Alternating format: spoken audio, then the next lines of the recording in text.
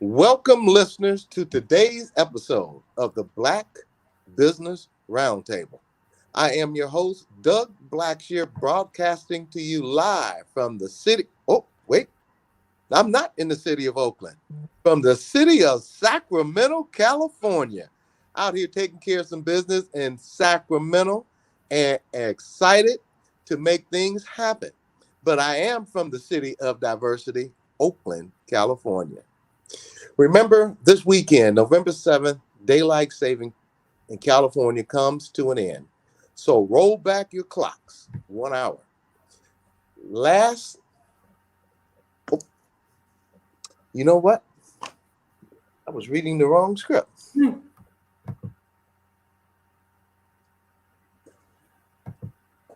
Well, I have you back, co-pilot.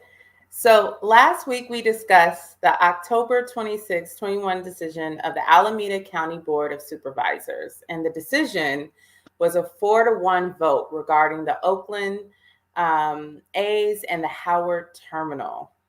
And last week, Doug really opened with some strong words, discussing what is the bottom line for the city of Oakland residents and what is the trajectory for the businesses of Oakland.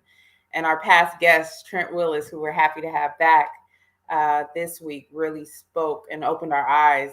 Doug, I'm still thinking about it with regard to, what does this mean for the wonderful city of diversity? What does this mean for the people who are there? And what about this potential kind of ghost town that he alluded to? So I thought about what he spoke about last week, and I'm really looking forward to hearing a follow-up.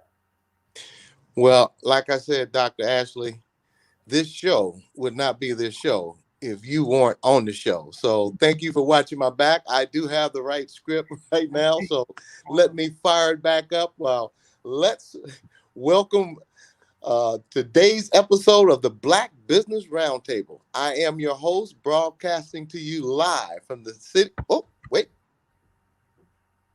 I'm in Sacramento, California, but I am from Oakland, California. Let's take a moment to remember our veterans on this Veterans Day and thank them past, present, and future veterans for their service and sacrifice. The Black Business Roundtable and BlackUSA.News is in the news. See our interview next Wednesday on November 17th with KRON4 Bay Area News here in Northern California.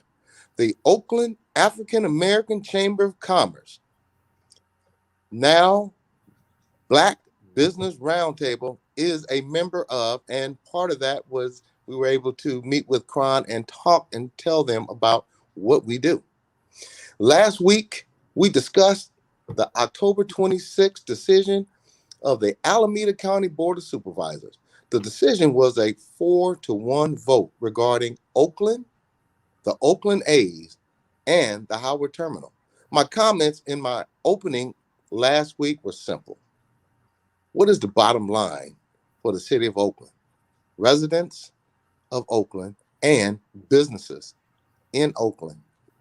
This week, I want to dive deeper into this decision and the long-term implications and what other ulterior motives may be at play.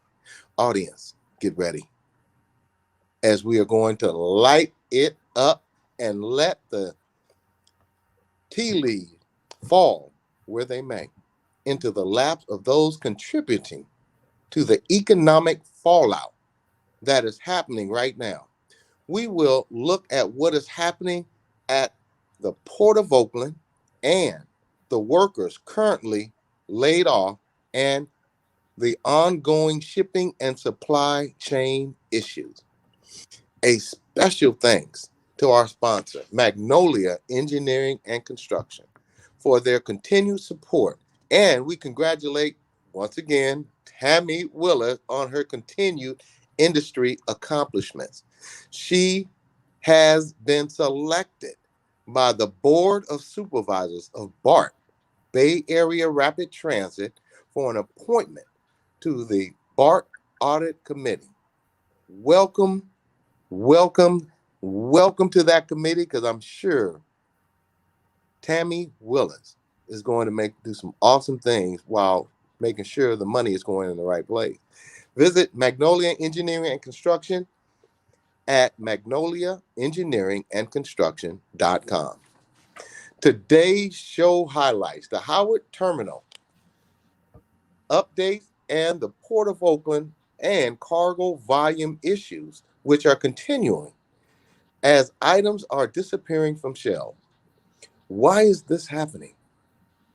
Why are cargo ships bypassing the Oakland, California port as an option to ease the cargo congestion in Southern California? Is there a connection? That has yet to be uncovered. We also are experiencing a shortage of qualified trucking professionals, which is also of concern. And that's part of the reason why I'm down here in Sacramento looking at what's going on. How can we get more truck drivers, which I used to be prior to going into construction? Our weekly guest today includes Dr. Ashley Coleman, Department Chair, Assistant Professor of Psychology at University of the West. Welcome, Dr. Ashley. Thank you, Doug. Happy to be here as always. Our next guest, and she's not a guest any longer. She keeps appearing on the show. Janani Ramachandran, Esquire. She continues to be our social justice warrior fighting for Oakland one day at a time. Catch up with Janani anytime via her website at Janani4ca.com and Instagram at Janani4ca. Our next guest, and he was here last week, and he lit it up so well and outlined the problems that are going on in this community, in this city, with hardworking people. Current president of the ILWU Local 10, helping shed light on the issues presently facing the Port of Oakland. Now for the national political highlight, Val Demings is running for the 2022 Florida Senate seat. If you would like to stay updated on Team Demings, text the word JOIN to 77076. That's 77076. She is not only a woman of color, she is a former Orlando police chief seeking to unseat Republican Little Marco Rubio in Florida as he continues to disappoint Floridians yesterday, today, and tomorrow. Little Marco, pack your little bags, put your little tennis shoes on, and scurry on up out of there because Val Demings is going to clean up that mess that you are continuously having down there in Florida. Be sure to register to vote. Let's flip this seat and let Val Demings, former police chief, escort him home and out of public view. Val Demings for the Senate 2022 Senate. Her tagline is "Never Tire." Election date November 8th, 2022. Learn more on Instagram at Val Demings. And now for the news of the day, Dr. Ashley, please take it away. Thank you. Thank you, Doug, and good evening to our listeners. Today in history, on November 11th, 1831, Nat Turner was hanged, and hundreds of Black people later were killed by white mobs angry about the slave revolt. And so on November 1st, 1831, after a rushed trial and conviction, an enslaved Black man named Nat Turner was hanged in Jerusalem, Virginia, after being convicted of leading a revolt against his enslavers. On August 21st of the same year, Mr. Turner led a group of Black people in a revolt against slavery. Other enslaved Black people joined the uprising, and Mr. Turner's troops grew to 60 to 70 people who fought white enslavers before being defeated by a militia. Many of Mr. Turner's followers were killed or captured immediately, but Mr. Turner escaped and evaded searchers for weeks before being captured on October 30th of the same year. Enslavers and defenders of slavery throughout Virginia wanted Nat Turner and all who participated in the revolt harshly punished as an example to others who might be inspired by his efforts, and at least 18 Black participants in the uprising were executed along with Mr. Turner. However, in the months after the rebellion, angry white mobs began to torture and murder hundreds of Black people in retaliation, even those who had not participated in the revolt, terrorizing enslaved and free Black people. Conditions of enslavement worsened for thousands of enslaved Black people as more cruel, barbaric, and traumatizing forms of control were implemented. In response to Mr. Turner's revolt, at least 9 states, Virginia, Alabama, Delaware, Georgia, Louisiana, Maryland, North Carolina, South Carolina, and Tennessee, passed laws targeting Blacks, free and enslaved, and limiting their mobility. And these laws have had generational effects. This is not easy news to hear, especially as we go into current events of certain trials that are happening right now. But as always, we want to thank the Equal Justice Initiative, who provides us with this history, often untold. Again, their calendar of historic events can be accessed by visiting www.calendar.eji.org. Back to you, Doug.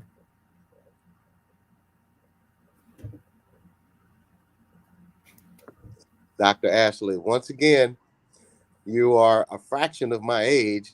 So if I didn't have youth and equals, I would be lost. Thank you and our back behind the scenes person. We'll call her just KM for now. Thank you. And once again, Dr. Ashley, next up, our weekly check-in. And I should say my very own, but our very own, Dr. Ashley Coleman, Doctor of Psychology. Dr. Ashley, please take it away. Thank you. Sure. So again, and I also want to say a happy Veterans Day to our veterans, those who have served and those who are active.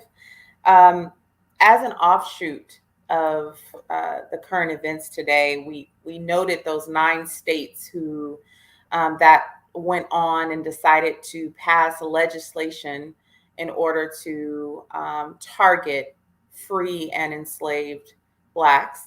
I want to highlight 2 states in particular, one that was noted on the list and one that was not, but Georgia, specifically Brunswick, Georgia, is the state that's where the Ahmaud Arbery trial is taking place.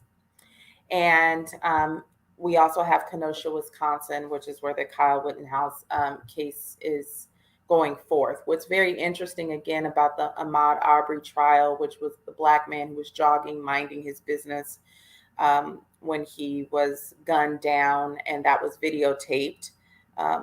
Something to note, in that city, a quarter of the residents are Black, but only 1 of 12 jurors are Black. So we talk about representation matters, but it's not happening in that trial. In addition, one of the defense attorneys today noted that he does not want Al Sharpton or Reverend Jesse Jackson to come down to support. He said that the family, there's only so many pastors that the family can have, and he's concerned about politics infiltrating the courtroom. And I found that to be interesting in note. So as always, we know that there's so much happening in the media, things that warrant our attention. Always want to do a check-in with ourselves about what we're consuming. But based on the history of today and just thinking about what's happening in Brunswick, Georgia, and Kenosha, Wisconsin, I want to talk a little bit about generational trauma.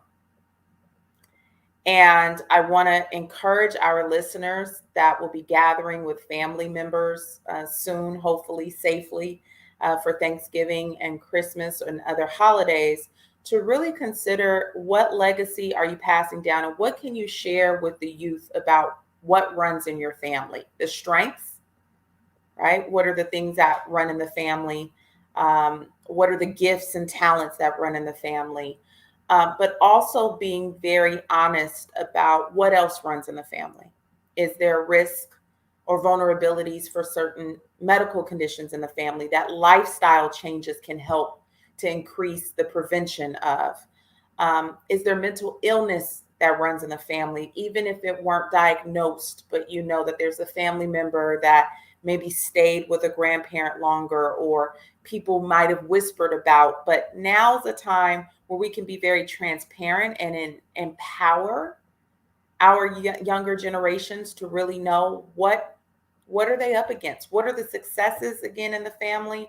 And I'm saying that because there's twofold that's happening. One, when we're equipped with our history, then we're more empowered not to repeat it, especially with incorporating the wisdom of our elders as they're willing to be transparent and share it. Yes. And I take the wisdom wherever I could get it. And that's something I appreciate. But I think there's a disconnect between maybe our Generation Z and some of our baby boomers and other generations, because maybe our older generations may say, well, the youth doesn't want to hear about history. But I think it's about actually being authentic when you tell your stories, authentic about what you've overcome, being and sharing the struggles, and that there is an ability to get over it and get through these things. But things run in families, and often, like I said, it can be strengths that run in families, but also some vulnerabilities, whether that's heart disease or cancer or diabetes or the like. So when we tell people and point our fingers, don't do this and don't do that, and we're not anchoring it to, I did this too, I made this mistake, I don't want you to go through what I went through, it's going to go one in one ear and out the other. When we tell our youth about slavery or discrimination, they're seeing now it's a full circle, that some of the things that we read about or didn't read about or thought are long gone are still back here. But I think we have a wonderful opportunity in these coming weeks to really reconnect with our loved ones and to really make those strengthen them. And how do we strengthen connections? By listening to one another, by being compassionate to one another, and then also being real with one another. So I really want to challenge all of us. It would be great to reconnect for the holidays, but let's not bring our representative to the door like we're with coworkers.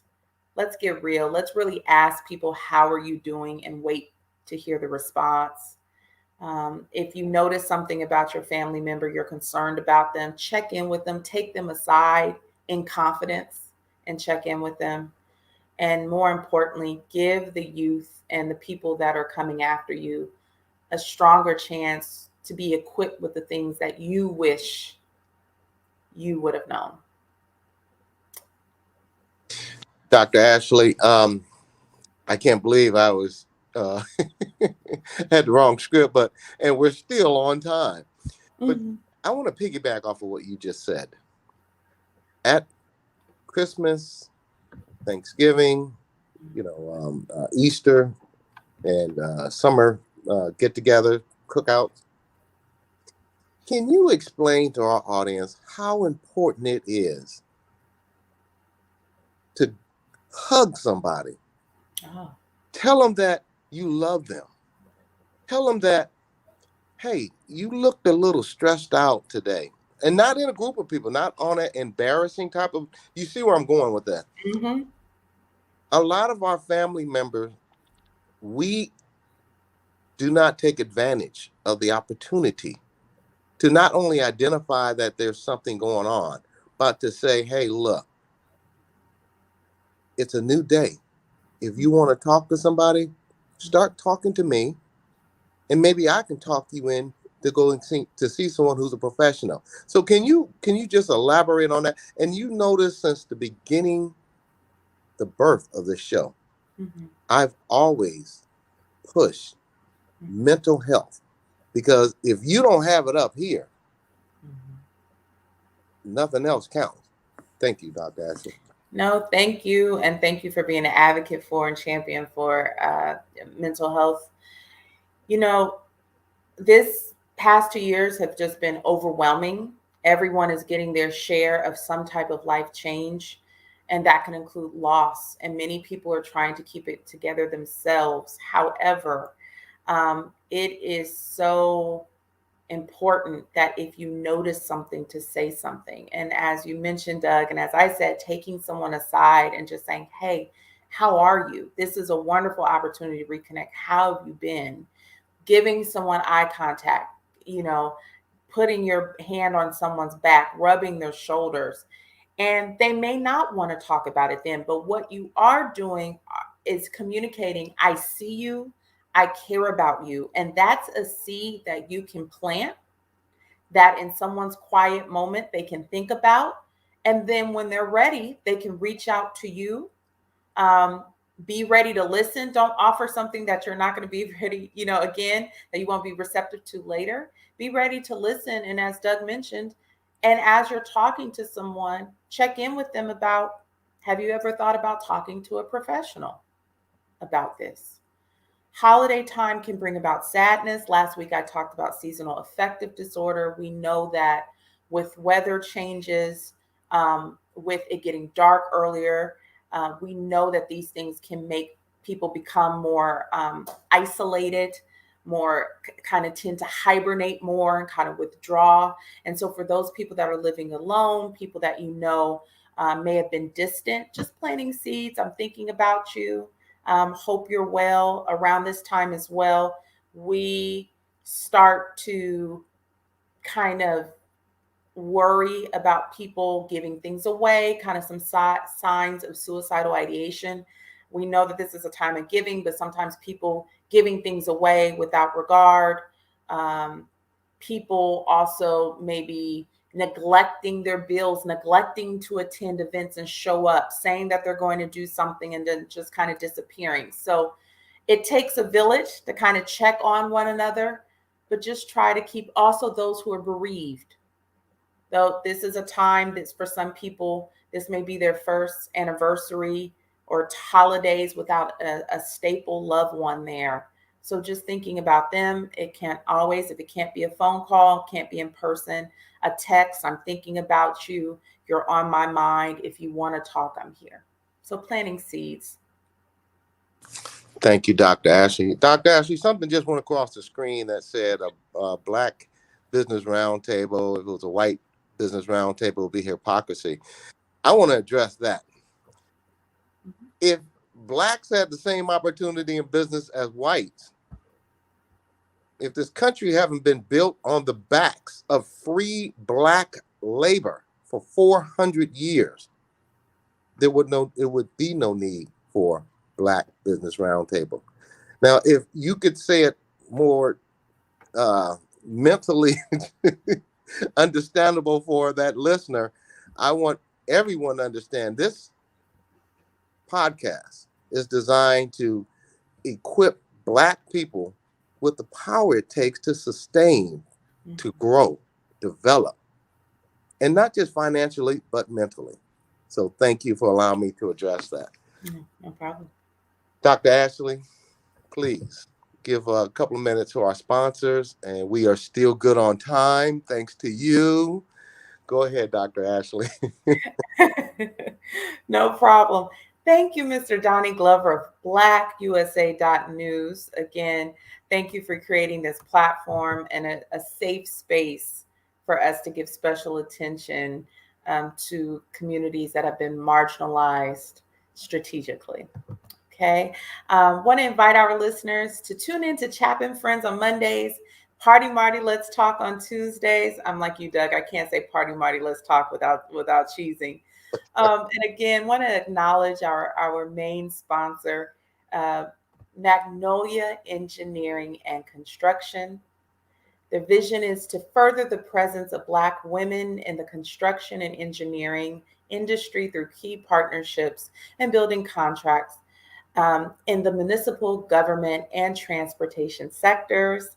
Also, Again, another invitation to our listeners to join the BBRT advertising family. Contact us via email, bbrt2021@hotmail.com. And also, as Doug mentioned earlier, he has been appointed as ambassador with City of Oakland at the Oakland African Chamber of Commerce.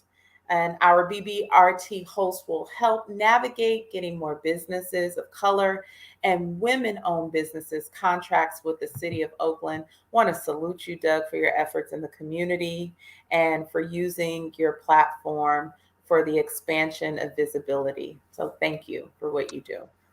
Thank you, Dr. Ashley. Also, I want to announce, and it was just cemented today, as we all know, crime has plagued this country, and specifically in big cities. I am a member of the Community Policing Advisory Board for the City of Oakland. Creighton Davis, Esquire, is the chairman. He has allowed his members to be creative, and thus we came up with this. We reached out to the Oakland Police Department and asked them to do a block by block meeting. And guess what? It was confirmed today. The first one will happen this Saturday in the Toller Heights neighborhood. So we at the Black Business Roundtable, we not only address businesses and the lack of opportunity and the mental fortitude to be prepared so when we do get the business, but we're also looking at how to improve the quality of our community, our neighborhood, and our city. Thank you, Creighton Davis, for allowing, and Chief Armstrong for allowing us to have him as a meet and greet guest speaker in the Toller Heights district. And within the last 3 days, we've gained over 30 to 40 people. Everett and Jones, we call them, and they will be bringing the food. So we'll have barbecue. We'll have like a cookout, a neighborhood cookout. But what we want to do with this, we want to expand this across the city and get community policing advisory board. I found out what that means. It's not having less police. It's having the community learn how to assist and help the community to better and improve the quality of life in our neighborhoods and our community. So Creighton Davis, chairman of the Community Policing Advisory Board. He was also a guest on the show. Thank you. Thank you, Chief Armstrong, for his, he's been in office 11 months now. He got in February. But we want to thank you for putting this together, and let's take it block by block, and it's going to ripple out, and everybody will get involved. And Oakland will be the model city, how we chose to work together. Thank you. Did we have Trent backstage?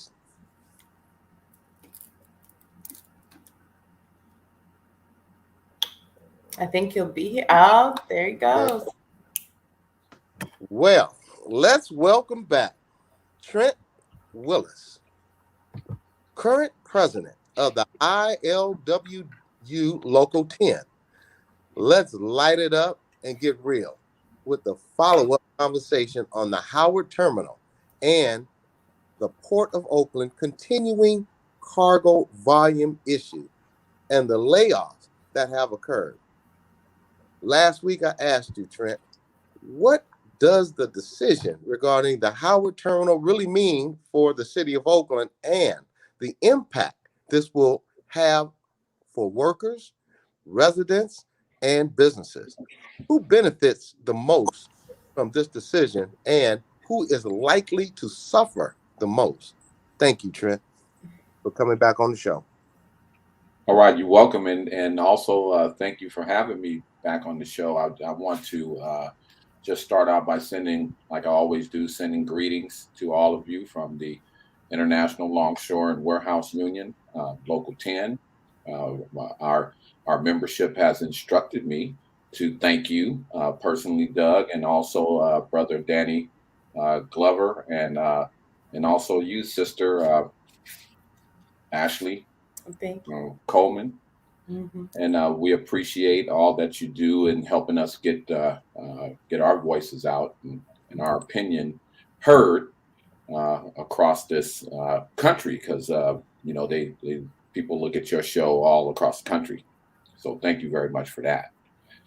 First, I wanted to address the first part of your question, as far as the effect that the stadium will have on the entire labor force. The Port of Oakland is to be seen.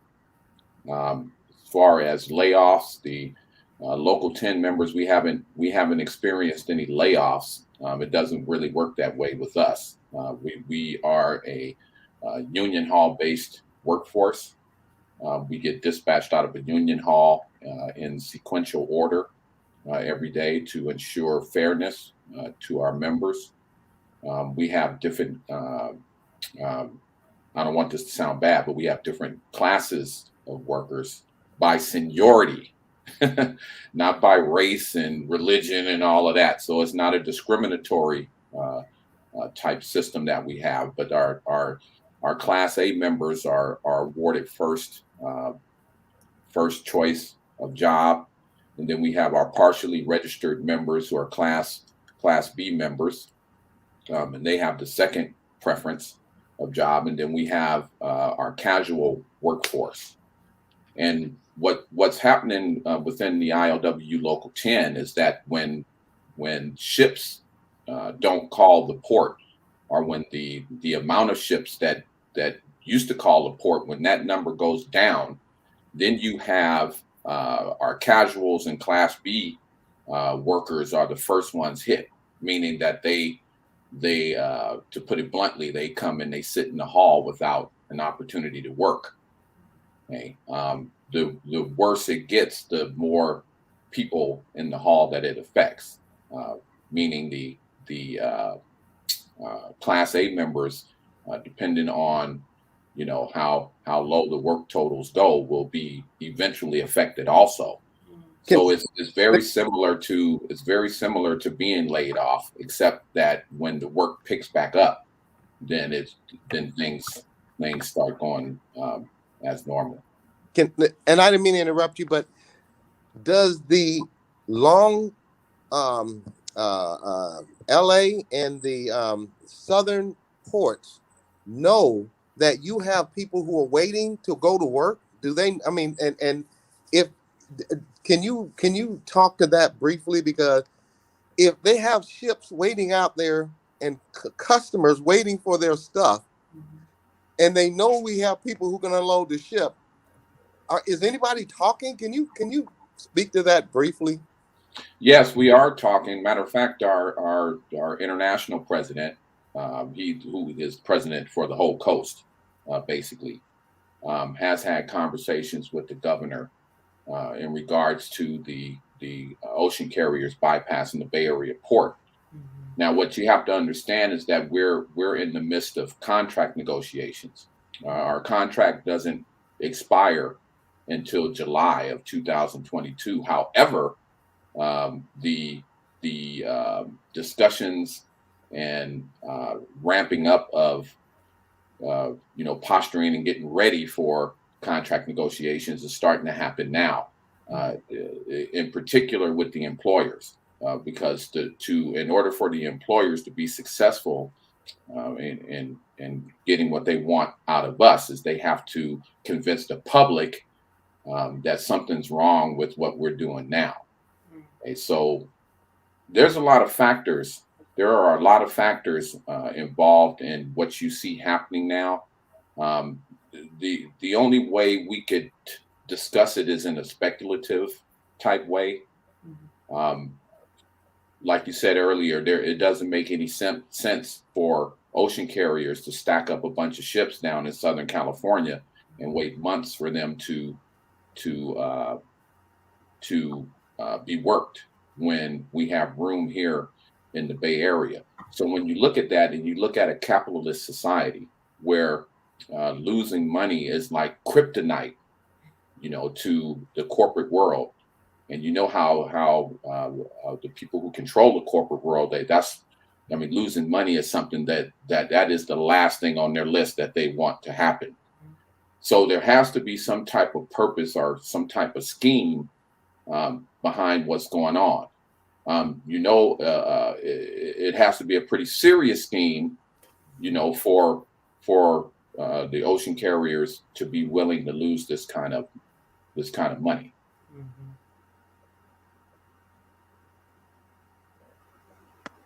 Trent, you mean the governor knows about what's going on? Yes. The governor of California, the man who was recalled, knows that businesses are hurting. Men and women of all nationalities are sitting in Oakland longshoremen halls waiting to unload these ships that are sitting in the harbor. So that, because I'm not a president of the ILWU, can you sum up what I just said in your language so that our audience can hear about what our governor knows? Thank you, sir. Well, the governor does know, the mayor knows, our elected county officials know, our local council members know, our state representatives know, our assembly, the state representatives know. They all know, what's going on. The question is, what could they possibly do about it? Now, what you're looking at is a situation where COVID-19 has exposed something that's been a problem for a long time.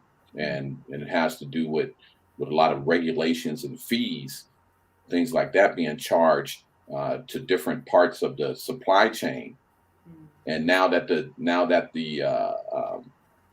supply chain is jammed up and just out of control, some of the people within the supply chain who have been lining their pockets by charging all of these fees and making jobs for themselves and doing things to benefit individual companies or individuals, it's exposed now. It's been going on so long that it's going to take a little while to get it back on the right track. This is why you're hearing a lot of experts, so-called experts, saying that it's going to be up to 2 years before the supply chain is cleared and functioning normally. But to add to that even that picture looks a little dim when you're looking at it from a worker's point of view, in particular here in the Bay Area, Oakland and San Francisco, because there's not enough of an investment being made in the port. And that's by both the Port of Oakland and also the terminal operators, who I explained who they were the last time I was on here. Now, in order to have a successful supply chain that moves, streamlines, without interruption, you have to have every component working. Okay, so in other words, and this is going to hit you hard, Doug, you're going to like this. In other words, you don't spend $400 million on infrastructure for a playground. What you want to spend that money on is to upgrade equipment and to train workers.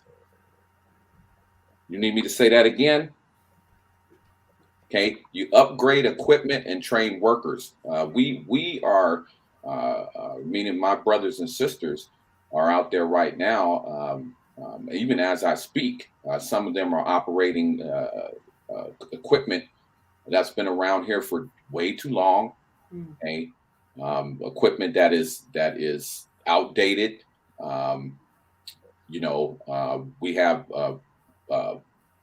hundreds of members that deserve and need to be trained to operate that equipment. And it's if you have a situation like that right at the point of attack in the supply chain, you can imagine what the rest of the supply chain looks like. I'm only talking about here locally in the Bay Area. Okay, those are still, and I just hit the surface of some of the problems in regards to infrastructure in the port. You know, you're hearing people say that we have a shortage of truck drivers. That's inaccurate. We do not have a shortage of truck drivers. When you have a line of trucks wrapped all the way around the Port of Oakland who can't gain access to terminals for whatever reason, that's going to disrupt the supply chain. So all of those things that I just mentioned, and I'm going to say it again, I'm just hitting the surface. I'm not even digging down deep. When you talk about equipment that we use to offload and load these cargo ships, and you're talking about the truck drivers who have a very important role in the supply chain because they deliver the cargo and they also deliver the cargo to us to put back on the ship. Okay, so if you can imagine, if there's a bunch of regulations and rules and things like that that keep them from making appointments and having access to the terminals, then you're going to have a disruption in the supply chain. So when you hear the ocean carriers saying stuff like, well, we don't have confidence in the port, okay, it's not the workers they're talking about, even though they might want you to think it's the workers and the workers' habits that they're talking about. They're not talking about that. You know, in actuality, realistically, they're talking about all of the barriers in the way of having a streamlined supply chain. And we have to start looking at this problem realistically instead of you know, the corporate world and the labor world, you know, pretending that this is a fight between the two, because it actually isn't. We got some greedy folks within the supply chain messing up the supply chain. Mr. Willis, Trent. Trent, now you say there's no shortage of truck drivers. I'd like to ask you this, and I know trucking.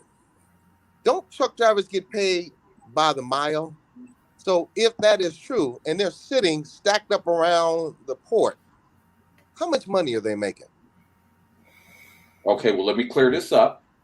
First of all, I'm talking about the truck drivers here locally. Right. I don't want to sound like I'm speaking about truck drivers all up and down the coast.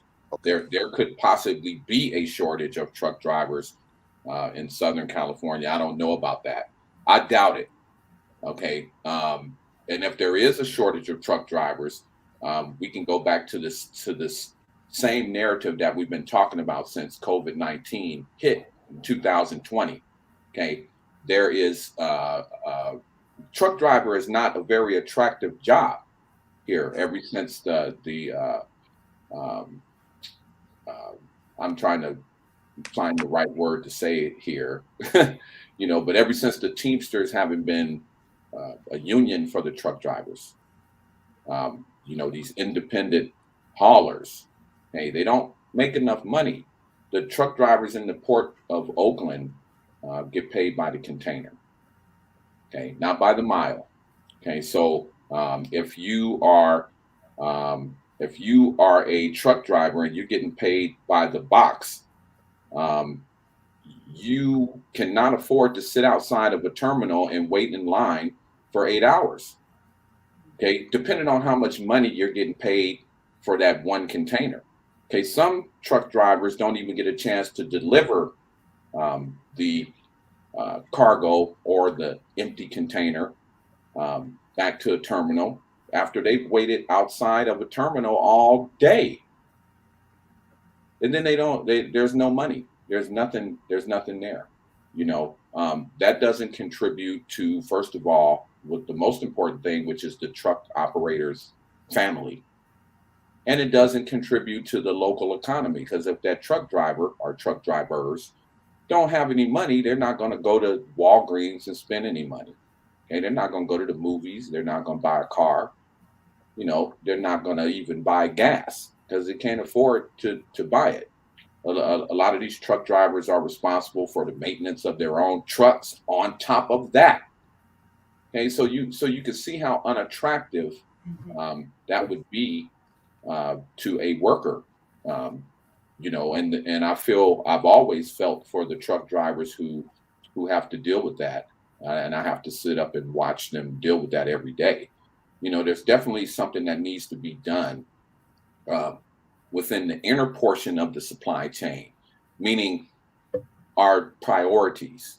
And that's why I mentioned before, you want to spend, not you personally, but, just hypothetically saying, spending $400 million on an infrastructure for a stadium is not helping that problem at all. It's not helping a truck driver have greater access to,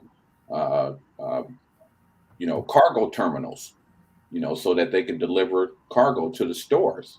Are we going to go shop at the Howard Terminal ballpark? That's not it. When I talk about something being viable for the community, a more fluid streaming supply chain through the Port of Oakland is more viable to the community than a playground for some billionaires. I mean, there's nobody who can even argue with that. The port generates the majority of the income for the city and the county. So it doesn't make good fiscal sense. It's almost equivalent to the decision that the ocean carriers are making to bypass this port. It doesn't make fiscal sense. How do you make money that way? How does the city and county in the Bay Area make money by not improving the infrastructure and the supply chain at the second largest port on the West Coast? It just does not make sense. And it has to do with priorities, depends on what position you hold as far as city and county positions, even state positions, assembly positions, and who's offering you the most money. So how do you compare the everyday working man compare financial wise to a billionaire or to these owners of these ocean carriers? These are billionaires. Okay, so they have political clout when it comes to the state assembly and these elected officials that we keep talking about. In 2004, Local 10, my local, spearheaded a demonstration in Washington, D.C. called the Million Worker March. It was a very successful event. And the main slogan for that march was organizing in our own name. Okay. The reason that's important is, I can fast forward to now and I can give examples. For example, you see the Democrats and Republicans right now, so-called fighting it out in Congress about this infrastructure and how once again Black folks have been left behind.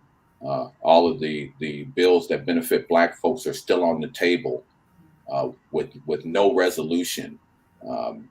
Even obvious bills that deal with anti-lynching and this kind of thing still there with no resolution. Okay, and that's because we're dealing with the Republicans and the Democrats when we need to be organizing in our own name. And when I say our own name, I mean in a worker's name. All of these isms are there to divide workers. Okay, so you got racism, you got sexism, and you got all of that happening to divide workers. So we don't start sitting down having the conversation as to why are we supporting any political party that's not looking out for the interests of workers. Okay, so you go to France and start talking about what you're going to do to some workers and see what happens. They'll shut that whole country down. Okay, because they understand that the Democrats are when you coming back to the United States, the Democrats and the Republicans don't run this country. The people run the country, and the one thing all of the people have in common, whether you're a poor white person, whether you are discriminated against Black person, whether you're a member of the LGBTQ community, whether you're a Muslim, Catholic, no matter what you are, the one thing we do have in common is working. We are workers. Some of us make more than others. We have different jobs, but the fact remains that we are still a part of what I call one big union. And these organizations like the AFL-CIO and our labor councils, even our labor council here, they're not supposed to be focused on building a stadium. If the labor council is supposed to be backing workers, not billionaires. So when I see people on the labor council here, cheering and hoopla for the stadium, you're not helping working people. You're not helping working people by spouting out that narrative that project is going to create all these great jobs, and it's not that ballpark is not going to create better jobs than the port. Okay. You're not going to be able to justify why you drive around in the port. You got truck drivers driving around in the port, hitting, 8-inch deep potholes. The damage to equipment and everything factors into the bottom line. Okay, that's why the infrastructure of the port is so important. The roads have to be smooth. Okay, they have to be paved. The cranes that we use have to be operational. You have to have mechanics to work on those cranes and keep them operational and keep them running. Okay, and not only the cranes, but all of the equipment. I'm just giving you examples. Okay, inside the terminals, there has to be room. There has to be organized ways to ensure that cargo streams, uninterrupted. And you're not going to do that without making an investment into the port and into the workforce of the port. Not only the ILWU members, we get the most attention in the port, but there are thousands of workers that aren't in the ILWU that work in the port of Oakland. Who's going to represent them?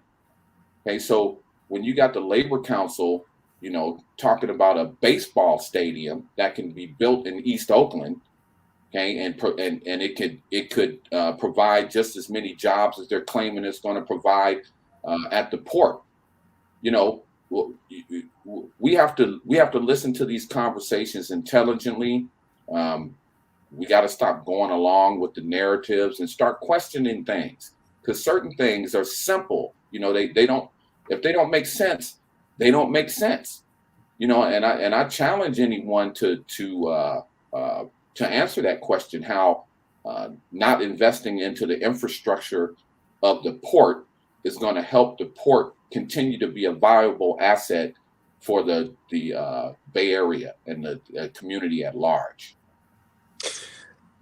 Trent, I want my audience to understand, when this show is over, I want you to call your governor. If you have anybody who works in the Port of Oakland, who works as a longshoreman, if you got a pulse, this Howard terminal is going to destroy Oakland.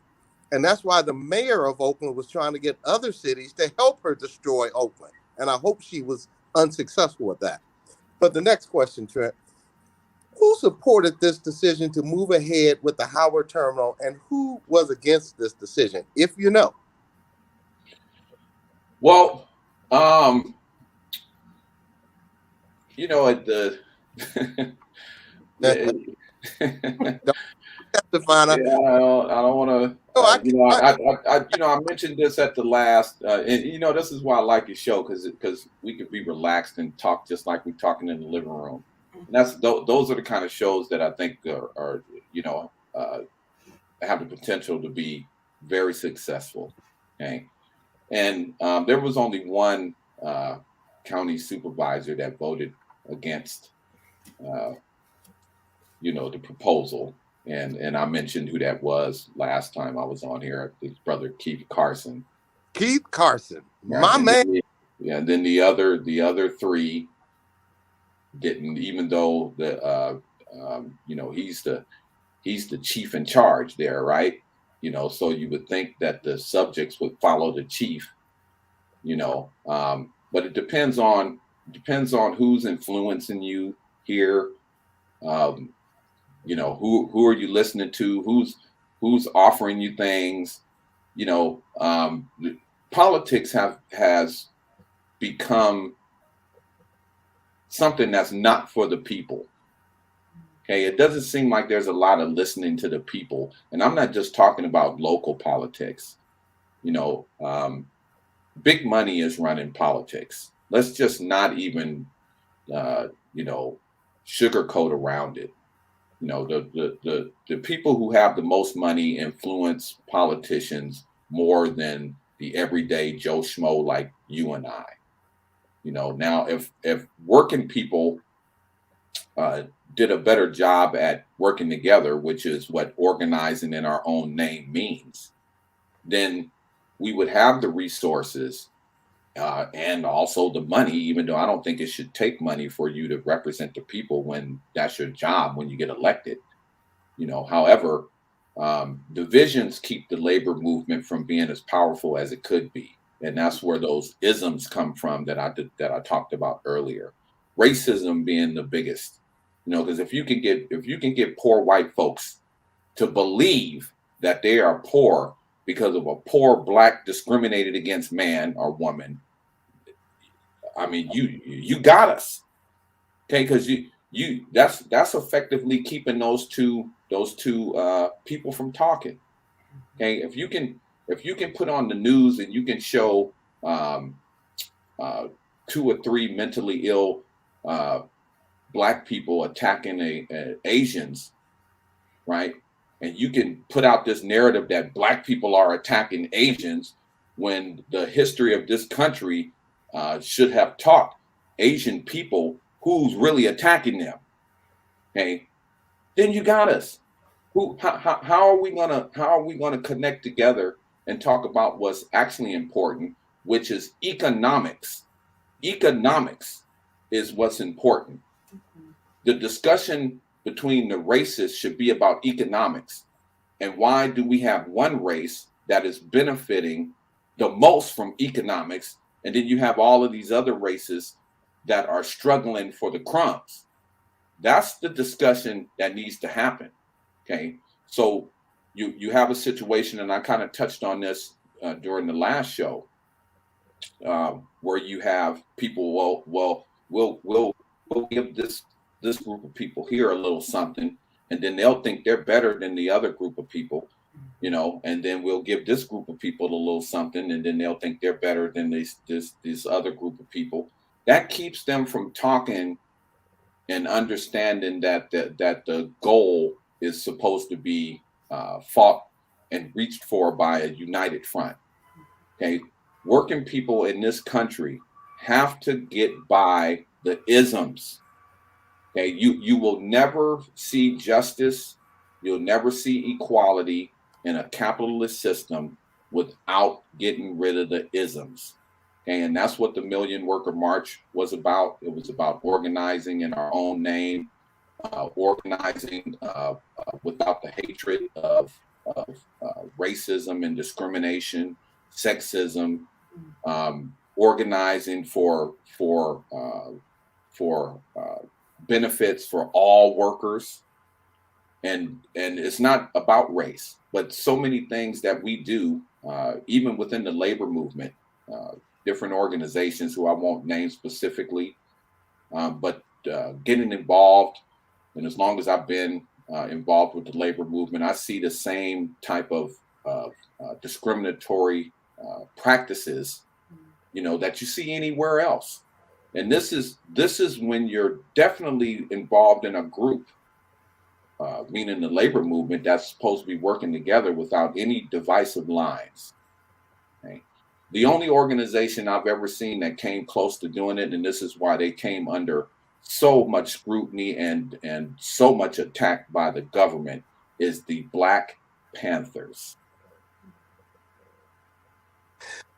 Mr. Willis, we're going good on time, so I think I have one more question, and you answered. I mean, and you are right, sir. This is like we're sitting at home, having a nice lunch and just chatting. But this is a conversation that is so important. Not only to people who are on this panel here, who look like people on this panel, but to all of us, because they have white ILWU members. Yep. So what's going on with the Howard Terminal? Governor Gavin Newsom, who's been on vacation for a couple of weeks, taking care comfortably your family. Don't hurt the middle working class man, and don't help to hurt it. You are the governor. What can be done, Trent? Apologize for that passionate outburst. What can be done to get the Port of Oakland the ability to give Southern California some relief? And why is this not happening as ships continue to arrive, sit idle, waiting to offload, or, as the news stated, return to their ports instead of coming to the Port of Oakland? Now, you've answered that, but because I want our listeners to know, and Mr. Trent Willis, anytime until we get the blind to see, I want you to come back on the show and articulate, as you so graciously and eloquently do, what is going on. So go ahead, sir. If you've answered it, please answer it again, because we're sitting behind a car doing 80 miles an hour and nobody's driving. Thank you, sir. Exactly. Well, actually, I didn't really answer that question earlier, but I will. Nothing has to be done. Okay, the onus is not on the Port of Oakland. Now, when I talked about infrastructure improvements and investment into the port, that part is on the Port of Oakland, but that's not causing the ocean carriers to bypass this port. Okay, the onus is on the ocean carriers. Okay, to first of all, explain the reason why you're doing that.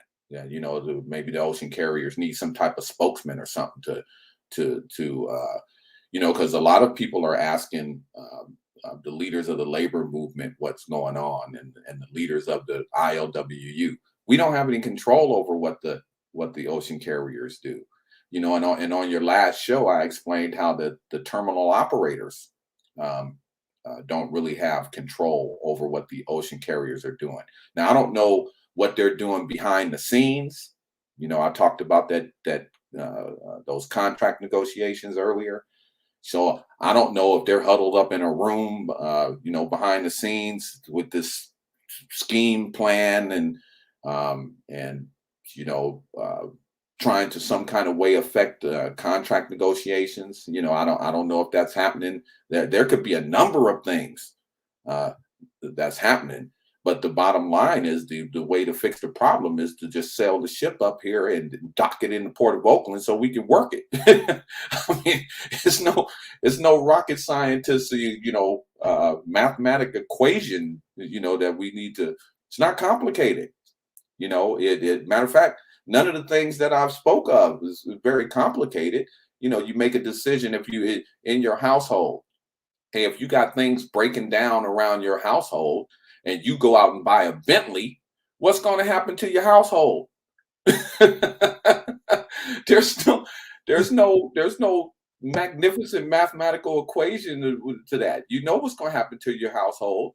And then you look up one day and go, I don't know how my house got like this. Well, I do, because you got a Bentley in the driveway. That's why you made a decision, and the wrong decision, okay, of a way to spend your resources. You know, especially when you have limited resources.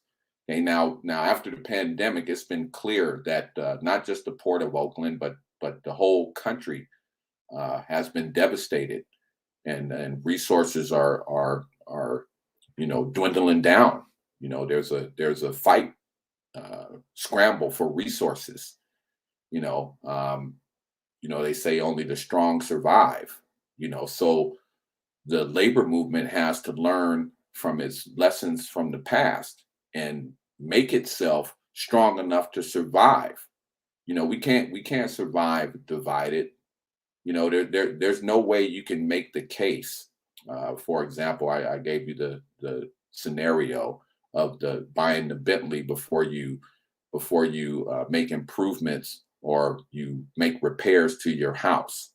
And because when your house falls down, you're not going to be wanting to live in that Bentley. Yeah, you're gonna look pretty silly, sleeping in the back seat of a Bentley. So and I'm not knocking Bentleys, but I'm just saying, if it's priority, it's decisions, and the general public, meaning the individual citizens, uh, uh, we make sure that we are supposed to be making sure that we vote people in office who are looking out for our best interests, meaning prioritizing funds and revenue to benefit the people who live in the city. And when you're not doing that, you're just not doing it. You can state any case you want. We're in the age of just making up stories. We're in the age of where people will say anything to make something sound true. We're gonna back up this BS with facts. I forgot what Kellyanne Conway called them, alternative facts. But there's certain things that are so obvious that you can't use alternative facts. You sound silly trying to use alternative facts. Okay, so literally, as a longshore worker and as a member of the ILWU Local 10, I'm telling you, when I go out on the job, it affects our ability to move cargo when I'm in a machine that's been down there for 20 years and it's breaking down every hour. Okay, that means the operation has to stop every hour. Okay, that affects the ability to streamline cargo through the port, which is the opposite of what we're supposed to be doing. We're supposed to be making it where we can streamline cargo through the port. So you can get some fool on TV that can come up with some kind of way to uh, you know spout off statistics and talk and go around the issue and give alternative facts to the issue. But the bottom line is the bottom line. At the end of the day, you still have a piece of raggedy equipment that you can't use to get these people's items to the stores. There's no other way to. You know what I'm saying? There's no argument for that. And people have gotten to the point now in society where we're listening to too much. We're listening to too much BS. Okay, the Trump administration should have taught us that we have to start questioning things, that we're hearing. I'm going to turn it over to Dr. Ashley because we could go on all day long. And I'm going to say one thing before you go on, Dr. Ashley, because I'd like for you to talk about and get the psychological effect of losing jobs. People can't take care of their families, drinking, drugs, the almost the abandonment of the city of Oakland because a few politicians want to have their legacy on the back of the working man and woman and other. Dr. Ashley and Governor Newsom, if you're listening, don't make your legacy part of this. Thank you, Dr. Ashley. No problem. Just such a wonderful discussion. Want to thank our sponsor, Mr. Donnie Glover of BlackUSA.News. Want to invite our listeners to tune in to Sister Biz with Nicole and Tamara on Wednesdays, and also check out Black USA Crypto News with Kamal Hubbard on Fridays. And learn more about our sponsor, Tammy Willis, owner of Magnolia Engineering and Construction, by visiting her website, www.magnolia MagnoliaEngineeringAndConstruction.com, who wants to be a part of growing with our wonderful community of Oakland, California. Connect with Magnolia Engineering and Construction now on all social media platforms. And again, to join our advertising family, please contact us using our email address, bbrt2021@hotmail.com. And now let's jump into segment 2 with Mr. Trent Willis.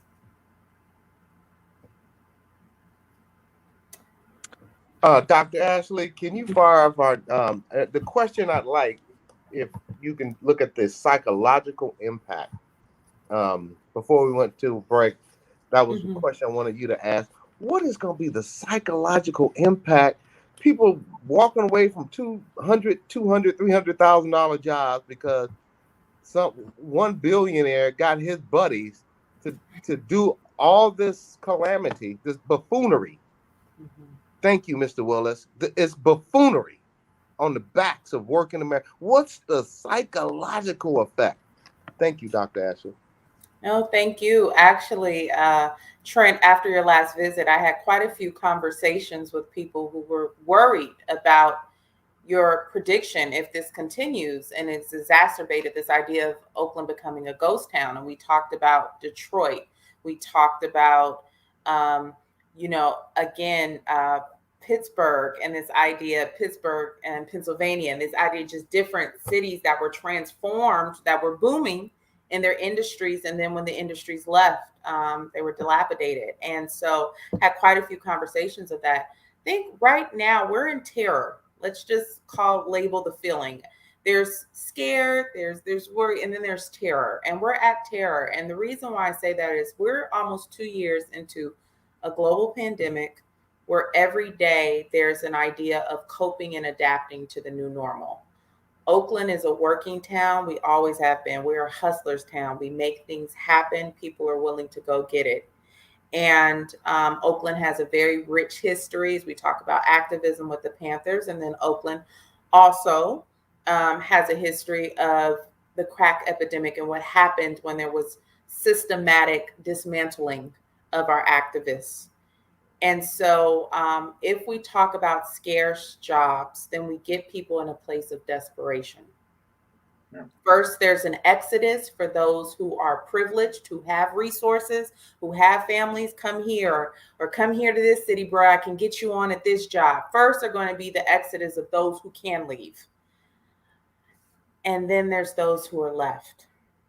And we can say right now, we are in many ways fighting to right the ship of Oakland from things that happened 20 years ago, 30 years ago and plus. And so it's terrorizing to me, even terrifying to think about what Oakland could become if our port is abandoned.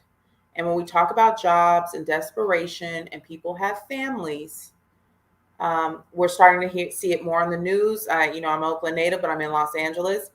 The robberies have gone up. The home invasions have gone up.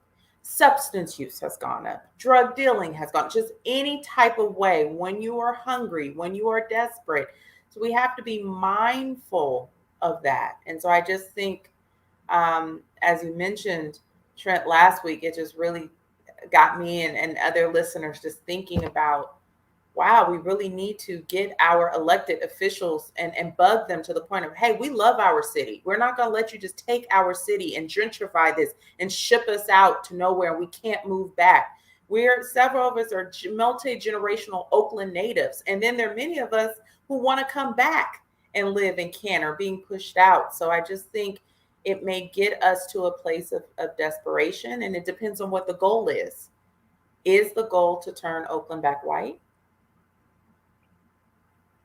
Right? What is the goal? Is it to turn it, like I mentioned into San Francisco Junior, like a luxurious city where, again, it's not the city of diversity, and I'm speaking of financial diversity.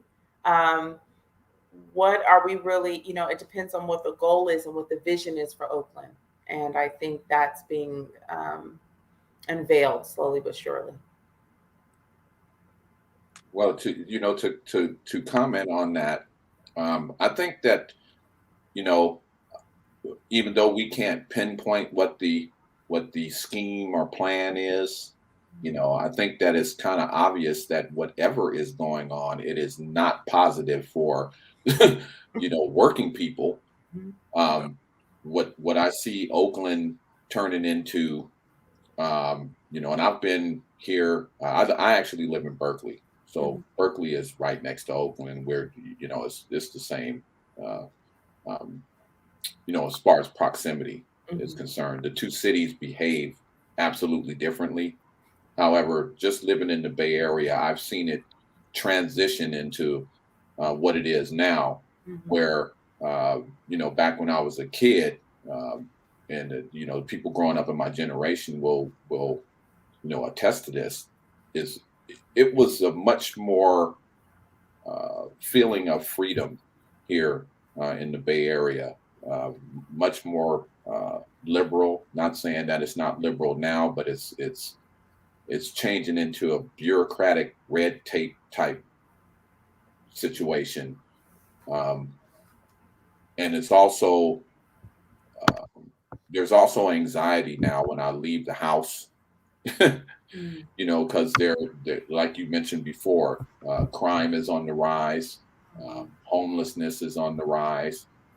Um, you know, was well documented, not only here in the Bay Area but across the country when it comes to minorities issues with the law enforcement.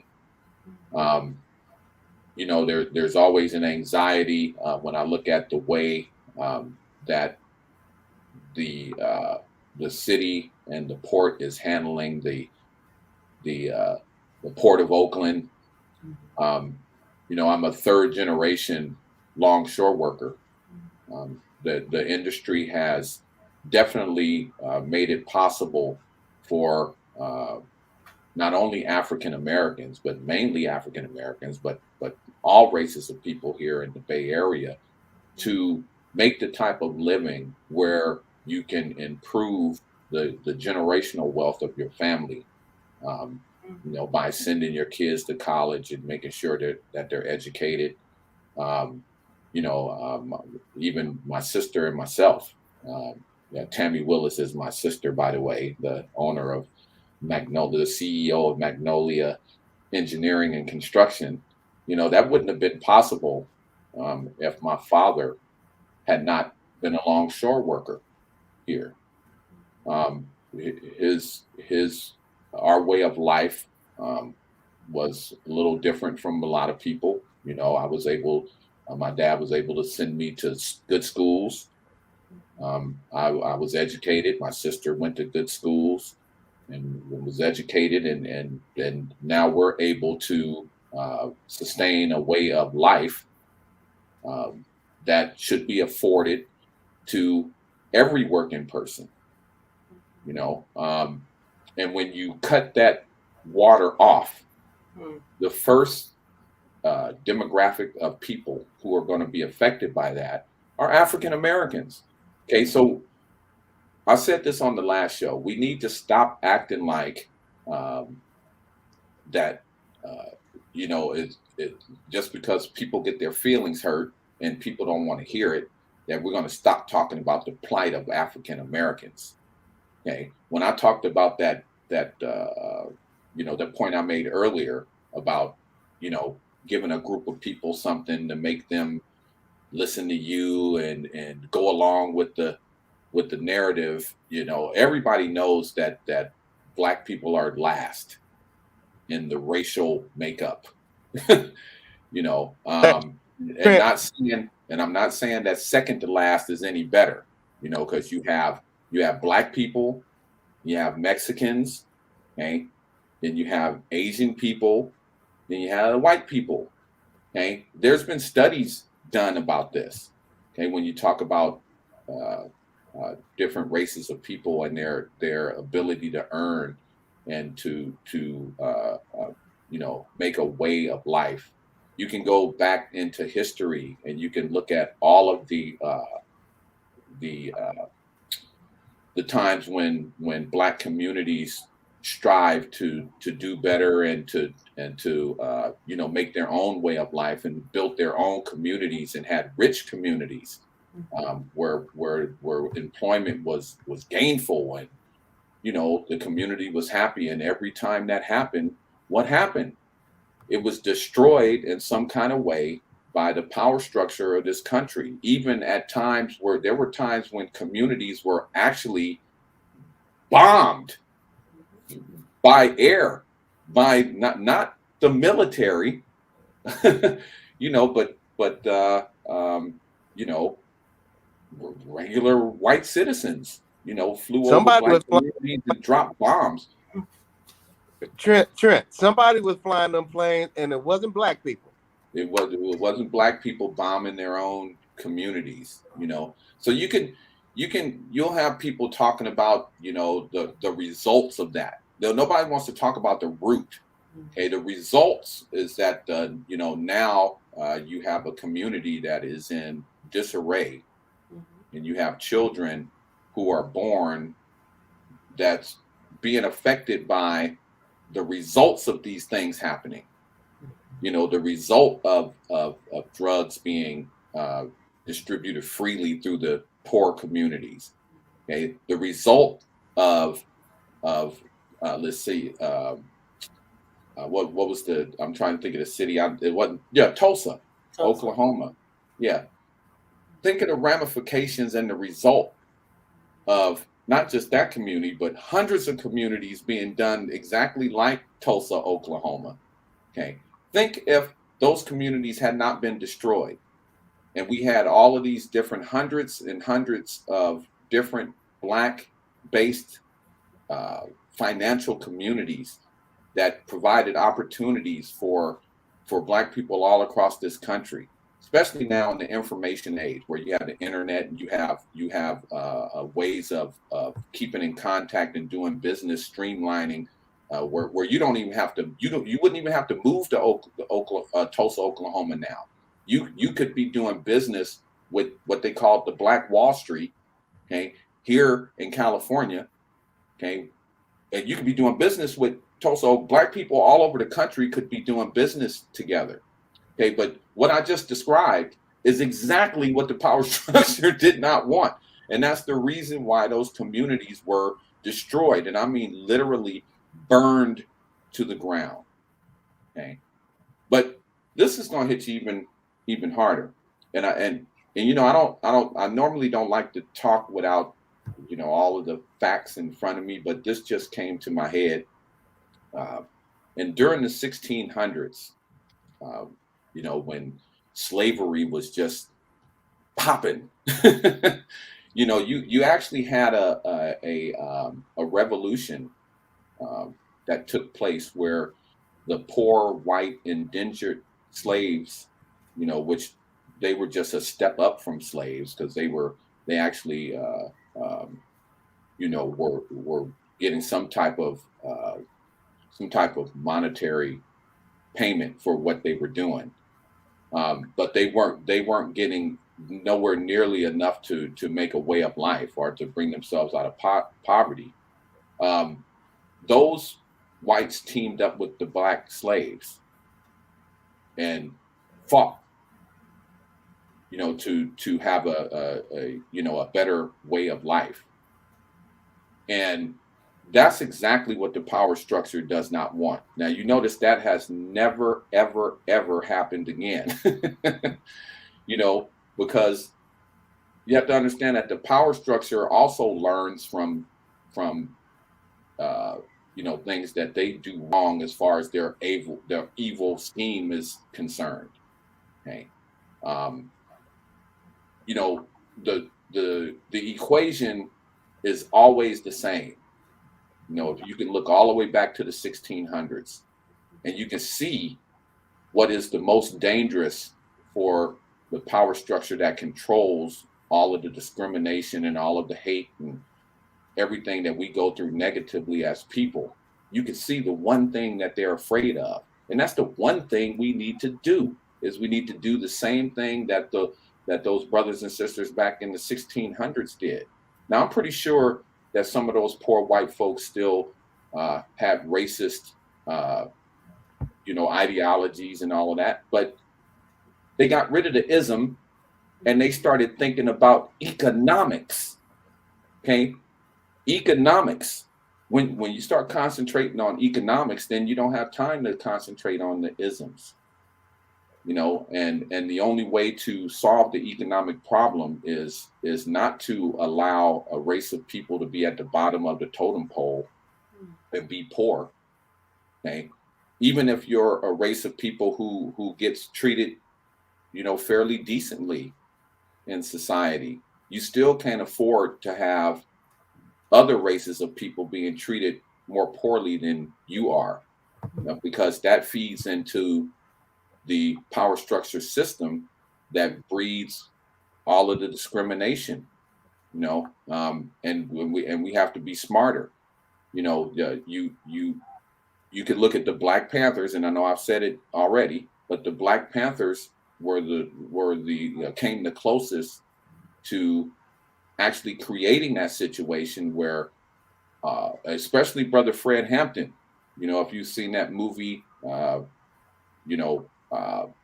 was it? I can't think of the name of the movie right now. Something in the Messiah. Mm-hmm. I don't know why I can't think of the name of the movie. It was a very good movie about Brother Fred Hampton, who successfully organized not only Black folks, but the right wing racist. He organized them too. He organized the Latins, the Asians, and his message was economics. And once you can get people to focus on what's happening to you economically, I never forget the scene in the movie when he went to one of the rally, I guess, a meeting where the right wing white people are having a meeting, and he told them, the rats that live in your community is the same rats that live in mine. While both of our communities are living with rats, we shouldn't be fighting over who's Black and who's white, or you ain't as good as me when there's a rat in your house also. It just doesn't make sense. But some kind of way with the system we live with here in the United States. And the people who run that system have been successful in getting us to hate each other, which keeps us from talking to each other and teaming up with each other and raising the national minimum wage to where it's supposed to be, or making sure that those truck drivers who sit out there with those containers getting paid by the box get paid the right amount of money.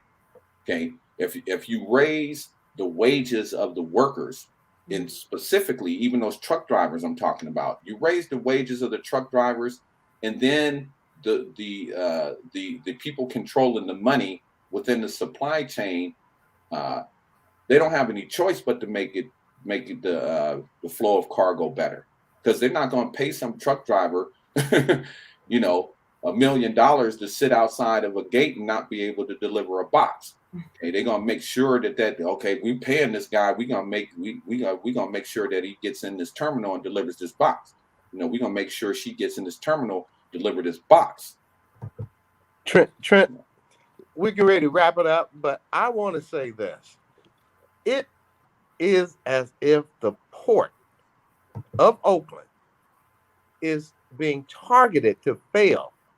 Could this be a goal to dry up the port? And what other news would you like our audience to be aware of in regards to the Port of Oakland or other concerns stemming from the Port of Oakland that perhaps has not been given as much attention due to the pressing issue of the Fantasyland Howard Terminal ballpark, the pressing issue to the Howard Terminal and to the cargo issues that is not affecting just Black ILWU members, white ILWU members, men and women and others, but businesses. Thank you. Well, I don't I can't really comment as to if there is a sinister plan to make sure that the port fails. I'm more inclined to think that there are people who are just plain, I'm just going to put it out, just taking bribes. You know, when you think as individuals, you know, then, you know, we're vulnerable for, you know, big business interests to come in and pick us off one by one. You know, so, you know, if I can offer you over here this money or whatever, or resources to go against the rest of the people, then I can have my way. You know, there's too many people having their way. Okay. And the only people that should have their way is the people who voted the people in office. Okay. So your audience has to understand it. And when we're looking at it, you can turn to CNN right now and you can look at the news of a bunch of elected people who are not doing what the people told them to do. Okay, did the people tell Congress they wanted an infrastructure bill? Okay, did they tell Congress that? So why do you have some people not doing that? Okay, especially on the Democratic side, you got Joe Manchin, and I forget the other woman's name, but the people who voted the Democrats in office, and this is what I was talking about, organizing in our own name. People who voted the Democrats in office clearly did they not give them clear instructions of what they expected and wanted? Okay, but it's a struggle, a power struggle over the Democratic Party. Okay, so you got the old hens that want to continue to you know, siphon, you know, money from the corporate world and, you know, and do that little dance, do that little corporate dance, you know, with the corporate world. And then you got your hardcore progressives who are saying no. Basically the elite, so-called elite in this country need to pay their fair share, you know, which is another thing affecting the infrastructure. Okay, that's like buying that Bentley instead of making those improvements to your house. Okay, but if you have $1 billion in the bank, what do you care about a longshoreman working on the dock? Okay, you're not going to be affected if the Port of Oakland ceases to operate, you know, but there are millions of people that will. But this is what I'm talking about. When the greed becomes more important than the integrity, okay, and when that spreads, then you end up with a society like we have now. You know, I talked about Oakland being could end up being a ghost town. That could actually come to be realistic. Okay, but also what can come to be realistic is this country can end up like Rome. Trent, on that note, I want to say you lit it up, man. Look, we run every Thursday at 4:00. And I've already talked to the lady backstage who keeps a thumb on my neck and tells me how to keep this thing going. But we need to have you on, and we need to, as you said, enlighten coast to coast. Because if it's going to happen here in Oakland, like it happened in Detroit when Detroit went out of business, the whole city went out of business. The same thing can happen here at the Port of Oakland. Audience, I want you to support your ILWU Local 10. I want you to support your labor. I want you to start calling and letting them know this is a serious situation that can be unfolded if we hold our politicians accountable. Trent Willis. Let me say one more thing, Doug, not to interrupt you, but here on November 18th, because I spoke about organizing in our own name, we actually have a retired member of the ILWU, a close brother of mine, who actually wrote a book about the Million Worker March called Organizing in Our Own Name.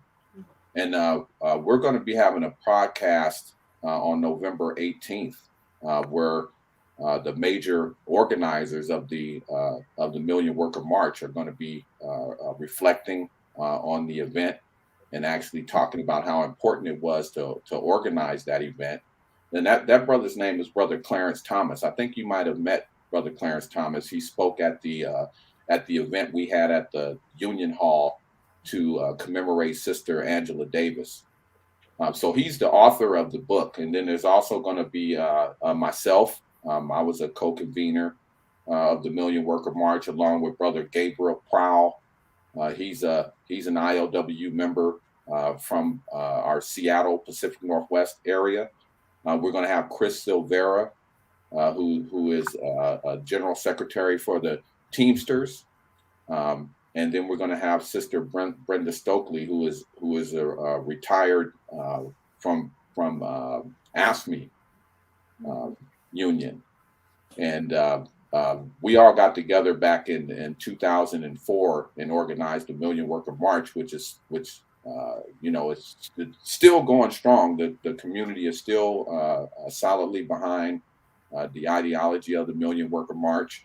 And me, I'm confident and a sole believer that the only way to defeat some of these obstacles that we have as people is to organize as workers. Black people, we need to organize as workers, and we need to use our economic power to make change. That means working together, and sometimes that's the hardest thing for our brothers and sisters to do. Trent Willis, president of the ILWU. We're going to ask you to come back, and we see Janani Ramachandran, Esquire, who you supported when she ran. Absolutely. We want to welcome you back, Trent, and all the information that you shared with our audience from coast to coast is going to resonate, and they should be calling their congressmen, senators, city council, board of supervisors, mayors, but we need to get this ball rolling, and we need to put some heat under them now. Thank you, sir, and we welcome you back to the show when you could come back. Thank you, President. Thank you. Hey, Janani. Hello, good to see you. President of ILWU, Trent Willis. Thank you very much, sir. All right, thank you. We're going to skip a quick sponsor break, but we want to get Janani Ramachandran on. Let's welcome back Janani Ramachandran, Esquire, our social justice warrior. Dr. Ashley, I'm going to step back because, as you can see, I am so fired up with what he said, and what he said is true. If we don't get our heads out of our butts, we're going to be a ghost town. The City of Oakland, and this is a podcast, so if we don't do anything about it, we have only ourselves to blame. Janani, you and Dr. Ashley, I want y'all to let me have it. Go ahead. I'm going to put myself on mute. That's not for me to do. Janani, welcome back. Good to see you as always. In last segment, Trent Willis was reflecting on just last week and this week what he potentially envisions Oakland can become if the Port of Oakland isn't revitalized, right? And so just want to open it up by asking you, what are your thoughts about this 4-1 vote in support of Howard Terminal, being the place for the A's and just what's going on with our port in general? Absolutely. So, I'm sure Trent can speak far more about this than I can, but the truth is we have the 5th largest port in the country, and we need to be growing and expanding our ports in every capacity. And like I heard towards the end, there's this fear that Oakland will become a ghost town, a bedroom community, whatnot. I'm reading a book right now called Hella Town, a history of Oakland's economic development and housing history.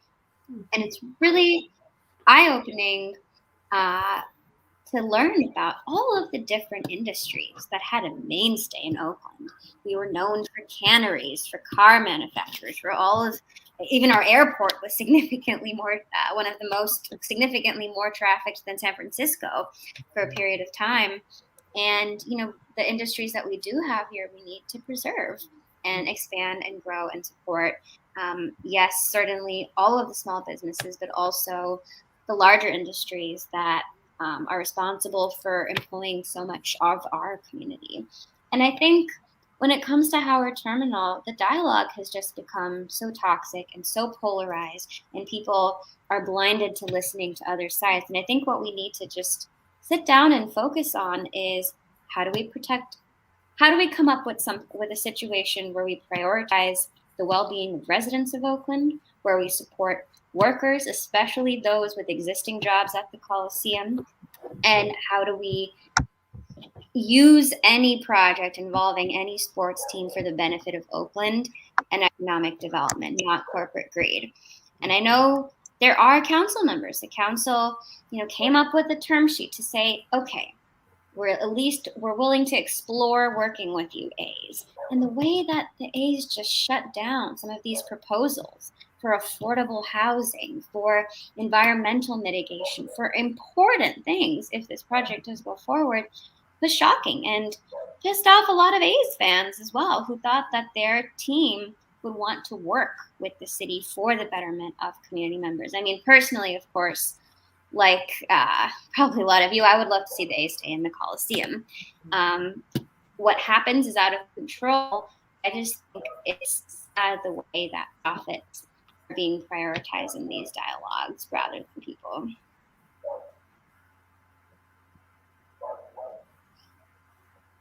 Janani, you speak so passionately. I think Donnie Glover stated it. You always speak with such passion and love for our community. Thank you for coming on the show today. Wow. I know an issue close to your heart is housing and those in our community. Winter is here. As the weather is getting colder and getting the unhoused housed into housing, are there any updates in our community that you would like to share with our audience and resources that we can get these people out of the cold and housed? Can you share that with us, please? There are a couple of things. So firstly, one positive that came out of City Council in the past week or so was a legalization of RVs on certain streets and expanding rent control and tenant protections to those living in RVs that might be owned by someone else. And I think this is a step in the right direction because at the end of the day, every single person, housing is a human right. Everyone deserves not a tent, not an RV, but a solid roof over their head, to live in a home, in an apartment, in a building, in a house, whatnot. But the reality is right now there are over 9,000 people in Oakland on our streets, and that number is only growing. We need to make sure that we're providing interim solutions because we don't have the money to build 9,000 affordable units tomorrow. We don't have the money to do that next year, not even in the next 5 years. So we need to make sure for people that are going to continue to be on the streets, that are going to need shelters and transitional housing, that they're able to access it. And one thing is, and one way, in my opinion, to do that is by providing services to encampments, not just clearing them out, because, Oakland has this encampment management policy, and they have this pretty large budget.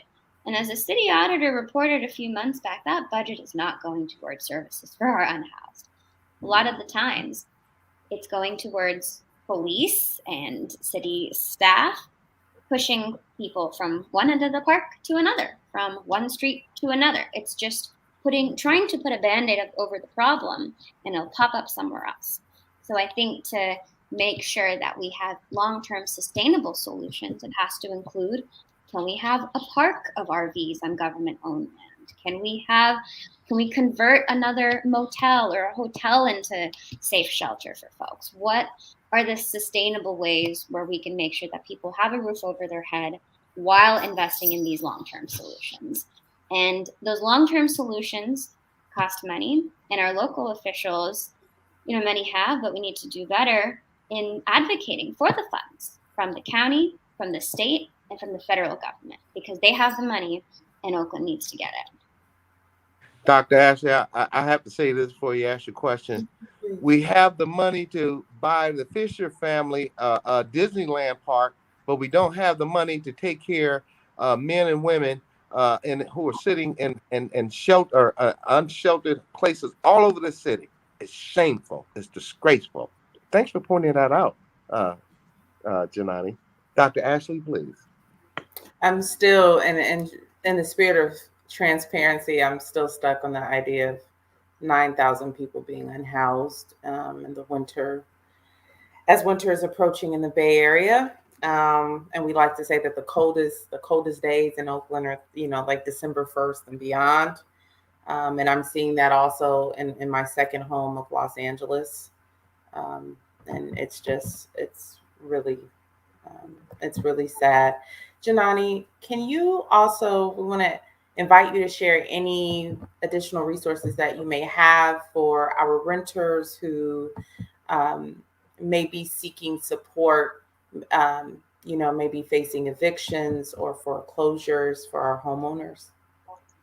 Absolutely. So I will reiterate that our local eviction moratorium, the county moratorium, so anyone in Alameda County is currently protected.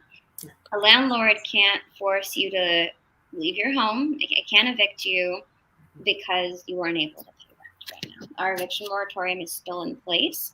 There are also still funds available to support renters with a fair amount of back rent throughout the course of the pandemic. And depending on where you live, you can contact your local legal aid organization. There are many that have some of these state funds, and most of the state funds came from the federal government to assist with back rent. My organization, Centro Legal de la Raza, is one of the organizations who are giving out those funds for tenants in need. So if you live in Alameda County, you can contact my organization or go on their website.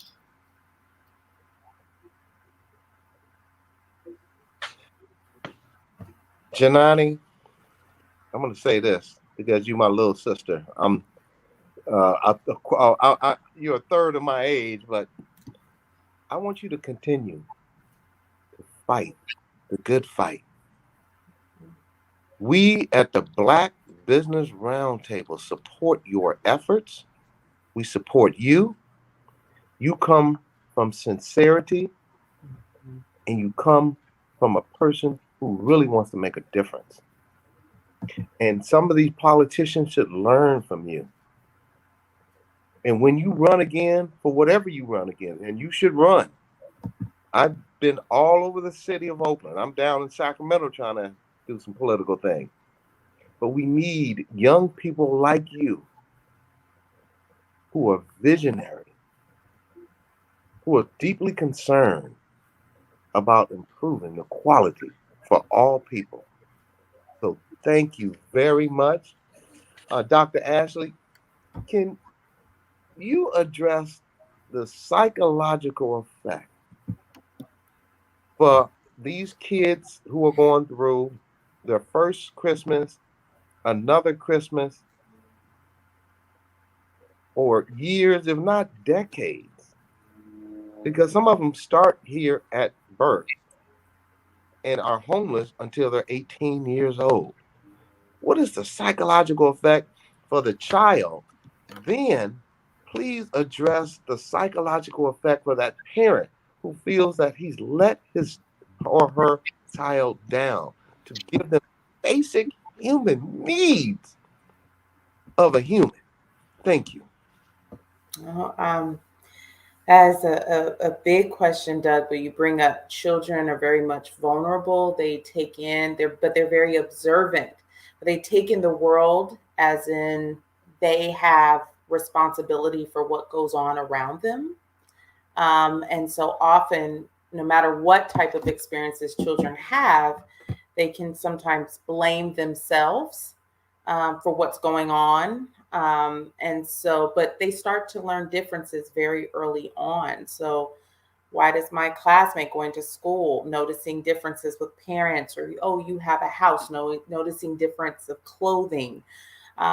We know bullying is a thing for children, and so it poses risk factors, but also there's an opportunity for resilience. I want to highlight running back Najee Harris, who is from Richmond, California, grew up homeless, and is now an NFL running back for the Pittsburgh Steelers, and has vowed, not only did he host his draft party at the former facility where he was there at points during his unhoused childhood, but he also vowed to actually donate money back in the Richmond communities and Bay Area to provide homeless shelters for our unhoused residents. So there's an opportunity. So sometimes our circumstances can plant seeds of insecurity, plant seeds of low self-esteem, or other potential barriers that have to be navigated. But also sometimes our circumstances plant seeds of purpose and give us a passion to answer a call or a need in the world. And so I just hope that no matter whomever our listeners, whatever life situation you're in, keep going, keep fighting. But the key is, once you reach a place of stability, reach back and pull forward. Janani, it looks like we're on time to close out at 6 tonight, but having a few more minutes. Speaking of that, oh, sorry. No, go ahead, please.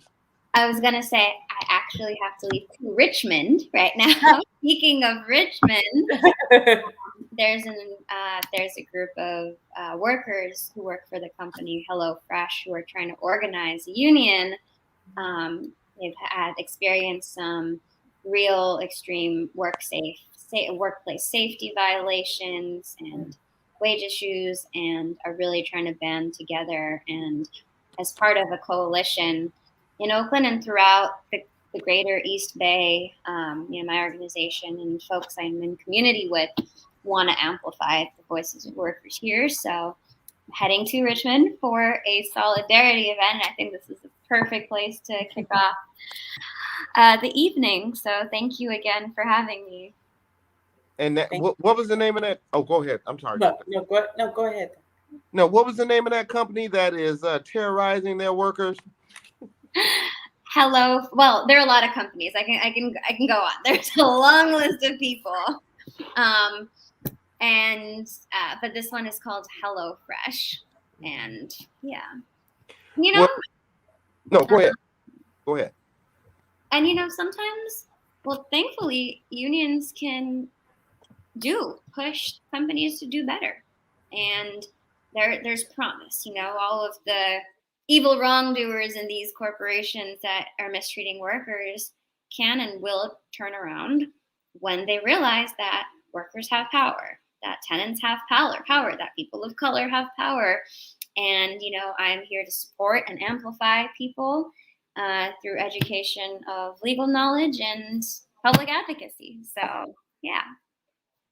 Well, every time you come on this show, you can highlight, point out, or name the bad doing corporations who are making millions and billions of dollars on the backs of their workers while giving them pieces and crumbs.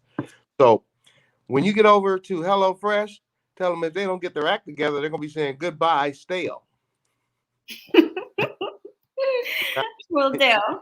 As always, it's a pleasure having you on the show. Thank you, and we'll see you next week. All right. Have a good evening. Bye, Janani.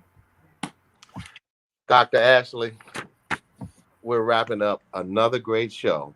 Mm-hmm. And as I said, and as I continue to say, audience, reach out to your mental, psychological, call a friend. Mm-hmm. But I would suggest you get professional help. Every show that I do, I suffer an anxiety attack. I get, yes, butterflies. But through the saving grace, I have a Dr. Ashley. And not only, I left my stick, I got another stick though. But not only do I want to home in on that, Dr. Ashley, I want our audience to know thank you for chiming in and listening and sharing with your friends this program and the programs that are on this show on a daily basis. I've consistently mentioned I always have a network of shows by Donnie Glover and our master of ceremony, Mr. Donnie Glover, Chaplain Friends on Monday, Party Marty. Let's talk on Tuesday. Party Marty. The Party Marty.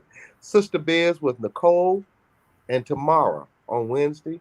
And they are some real sisters.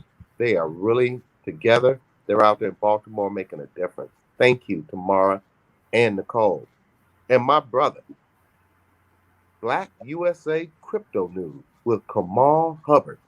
And for your information, he's booked for next week. He's going to come on and talk about crypto news on the show. Check out the Black voices and guiding lights in our community. And I'm going to say his name again because, Donnie, if it wasn't for you, this show and the other shows would not have a chance. A special shout out to Donnie Glover, our BlackUSA.News, put together it all. Thank you, Donnie Glover. Magnolia Engineering, keep up the good work, Tammy. I know you have a speaking engagement, an event you go on Wednesday, Saturday. I wasn't supposed to say anything, but that woman is doing some great things. She is so talented and yet so humble. Tammy Willis of Magnolia Engineering and Construction, thank you for all the hard work that you're doing out there to carry the torch for many, many Black women in business in areas that they would not traditionally be involved in, and that's construction and engineering. I want to thank also the Oakland African American Chamber of Commerce, President Kathy Adams. She and leading the Oakland African American Chamber of Commerce in 2021 the Chamber of the Year for Black chambers. And that's out of, I think it was 143 chambers. So continue to do the good work. And Kathy, now that you have assigned me to be the ambassador for the Oakland African American Chamber of Commerce, working with the City of Oakland, sister, I'm going to give you something to win for 2022 because we're going to fix Oakland and the lack of opportunity for Black businesses, Black women-owned businesses. And once we do that here, we're coming to Baltimore. I'm bringing my therapist too, Dr. Ashley. Next year, you're going to Paris, and we're going to Baltimore. Don't forget, I haven't forgot about our Paris trip. Every day, I got to get back in the gym and get ready for that. Audience, thank you for tuning in. And remember, together, we can listen, we can learn, and share because I know you care. This is Doug Blacksher of the Black Business Roundtable. God bless and good night. Thank you.